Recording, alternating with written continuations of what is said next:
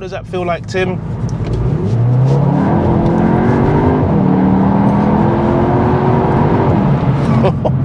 Feels quite nippy. We've got something called dynamic chassis control, DCC, and ACC, which is adaptive cruise control. Very confusing things, but what it means is everything's crazy, but the suspension is in the best mode possible to support you on roads like this. But bang hard.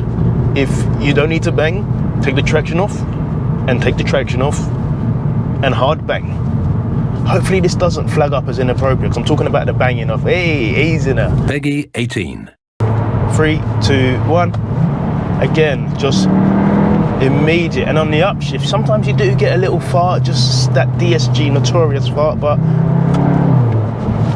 no one really cares about that, especially when you've got this car sounding as good as it does. And to be fair, I know a lot of it's pumped through the speakers, but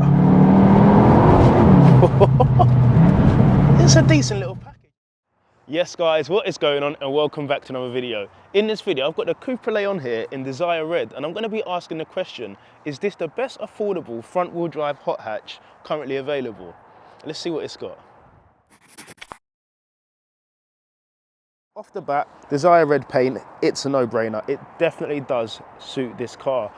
I would probably go with the magnetic grey. So there's a magnetic grey. I've probably played around the configurator on the website for quite some time. And in terms of these elements here, you can see over here, and on the side mirrors, it probably makes more sense to get it in that colour. My only issue with doing that would mean you'd probably have to be very, very careful when cleaning the car, because with a matte paint, you don't really want to cause any scratches. But nonetheless, it definitely does look okay. 19-inch wheels on a hot hatch kind of had to happen in this time round, because as you can see, these arches are quite big, and it probably does look like the car is sitting quite high. So maybe a lowered ride height probably would do this car some favors. But overall, like I said, it definitely does look hand in hand. Nothing looks out of place on this car at all, but probably a tiny bit of a spacer, maybe on the rear, not so much on the front, but it definitely does suit this car. You can have a 20-inch option or 18-inch option, I believe, but 19s is probably where it's at on this car. It also is dressed in these Hankook Ventus tyres, which I don't know too much about, but I'm hoping that it's definitely going to do the job. Moving around to the rear now, you can see it has got some flared arches, which kind of does mold into the rear bumper so much. And surprise, surprise, you've actually got quad tips here. Whether or not they're everyone's cup of tea, I'm not sure, but I think in terms of the diffuser and the tips, it definitely does go hand in hand. So moving to the inside, it's not much to say, probably chat more on the drive, but yeah, wireless CarPlay, everything you probably need. It's got USB-C front and rear, which is kind of an issue to me because I don't really have an adapter or anything really that uses that device. But have a look at this.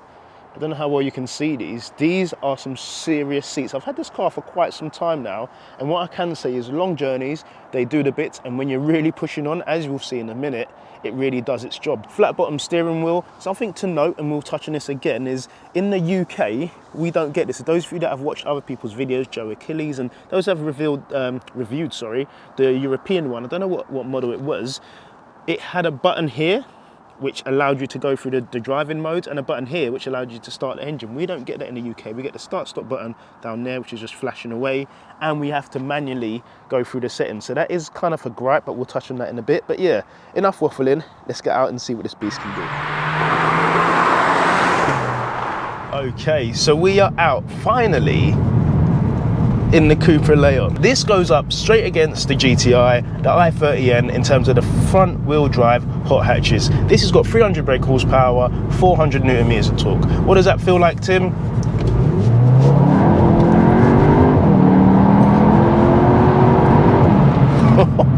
Feels quite nippy. That's what it feels like. For a car that's not relatively the go-to, if somebody said front wheel drive hot hatch, this thing inspires confidence. Oh yes.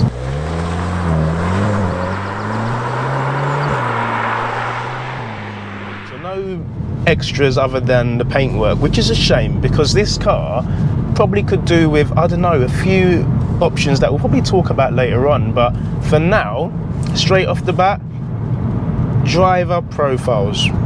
On this car, in the UK models, we don't get the fancy button on the steering wheel to let us change between the drive profiles. So every time, right now, I'm in Cupra, or individual rather, I'd have to click on that button there on the screen, and then go to drive profile, and then go to comfort, and put it in comfort, or go to Cupra if I want everything just crazy aggressive, high shift points. But individual's where it's at.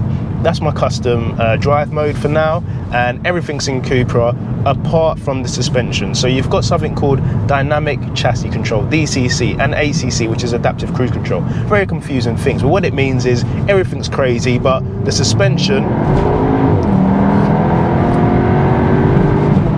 is in the best mode possible to support you on roads like this. So I think I really want to touch on is this car is definitely a wolf in sheep's clothing, because before I did some research on this car, I didn't know much about it, but to think that this goes up against the Golf GTI Club Sport, it's got a fancy E-diff on the front axle, making sure we're not ending up in this hedge here. It's a decent little package. Interior wise, we've got this big 10-inch screen here, 12-inch cluster, which is a digital cockpit, and as you know, the brand, I'm not going to say Seat because it's not really a Seat, but it's all within the VW group. So it all shares components with a few bits from Audi, a few bits from Seat, a few bits from Volkswagen. And something I can say is the interior has got a lot of space, and by that I mean there's just loads of empty space. Maybe they could have put more gadgets on it, but at night time, this interior is a nice place to be. I sounded about 5. Night time, but this interior isn't why you're buying this car. If you're buying a car for interior, you're not going to be looking to get a hot hatch. You're probably going to get something more luxurious. Driver feel and engagement and focus is pretty decent, and with these don't get the electric seats, which in my opinion is a good thing, especially in a hot hatch, because you want to sit as low as you can to literally wring the nuts off these hot hatches, throw them into bends at second gear with this lovely DSG gearbox, push it through the bend. Oh mate, this really is so understated. Something else I've noticed, so I'm just cruising along here, I'm in 5th gear and I'm in manual, so there's no gear shifter to whack to the left to make sure it stays in manual. And if I go past the kickdown, even though I'm in manual mode, it kicks itself down to 2nd gear. So in my opinion, if you're in manual mode on the paddles, that's got to be manual. There's no way to play around with it to say, I want it to still do kickdowns for me. I would appreciate manual, meaning I take full ownership. Because you know the purists are going to be like, that's why you should get a manual. There's no one changing gear for you then. That isn't very good. But other than that, this gearbox, instant. Just listen to the downshift. So we just hear downshift, immediate downshift. It's like, here we go again, downshift, 3, 2, 1, again, just immediate. And on the upshift, sometimes you do get a little fart, just that DSG notorious fart, but no one really cares about that, especially when you've got this car sounding as good as it does. And to be fair, I know a lot of it's pumped through the speakers, but it's a decent little package. And like I said, it's not on PS4s by any means. Great tyres, these Hancocks, but in my opinion, if you ain't got good tyres, I know this is going to sound quite contradicting, you have to loosen off the traction. Other than that, it's just going to spin up. And this car, on a front wheel drive car, those of you that knows, it makes this horrible banging sound because the tyres are just struggling to get grip. But you loosen it off a bit, does what it needs to do. And the E-diff on this, because I'm quite sure there's no fancy quaif in it or anything, is very, very good. Just make sure we can clear this corner. Yeah, it's decent.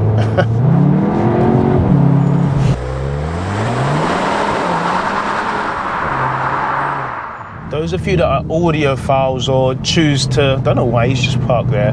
Those of you that are audiophiles or people that choose to really enjoy their music, you'd straight away notice this car's audio system it's not the greatest, unfortunately. And I know it probably sounds like I'm saying more negative than positives, but if you're gonna live with a car, these are the kind of things that you really should be checking out.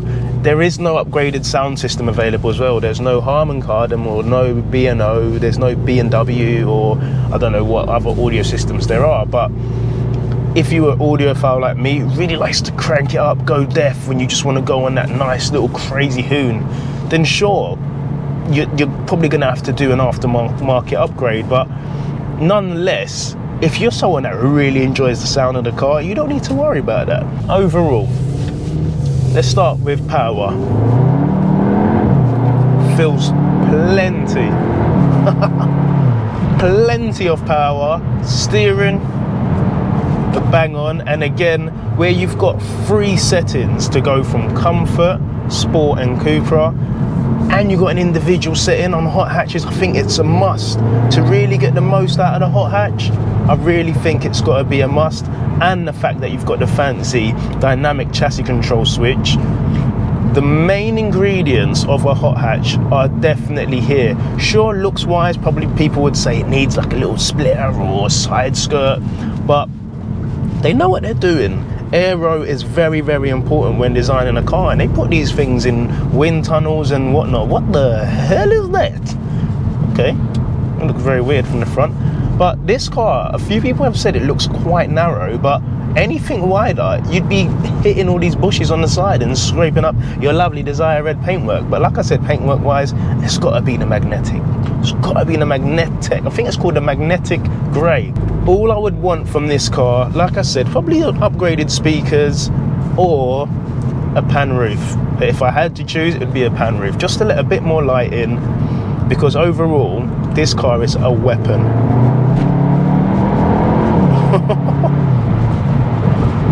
Yeah, I could throw this around all day and it's not gonna scare you. Even with traction fully off, it definitely does the job. A question is, how well does it grip? Let's see.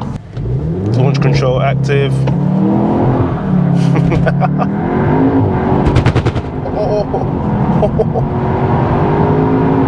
Oh yes.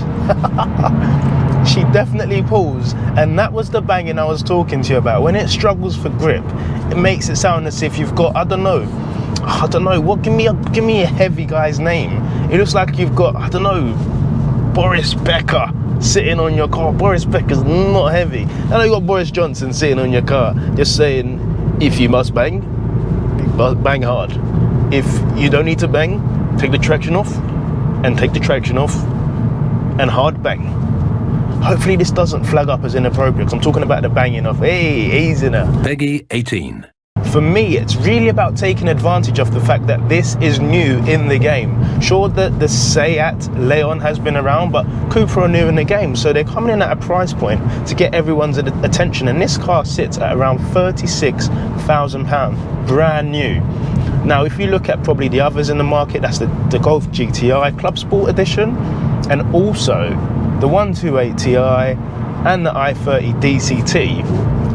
This is definitely something you should take a look at. And also, you also need to think, insurance, this hasn't got a GTI stigma attached to it, because you know the GTI boys are going to be like, yeah, oh, there we go, Formentor, lovely. And that rear brake light, like I said on this, looks insane. It looks insatiably lovely. So yeah, guys, we're gonna end the video here so I can go out for another hoon and not waste too much of your guys' time, and probably go a bit more crazy. No one said that. But yeah, guys, I hope you're having a great Sunday. If you've enjoyed the video, please give it a thumbs up, subscribe if you're new to the channel, and I will see you in the next one very shortly. Take care, God bless. Oh yes, dynamic chassis control. Oh, it does it. It does it at a breeze.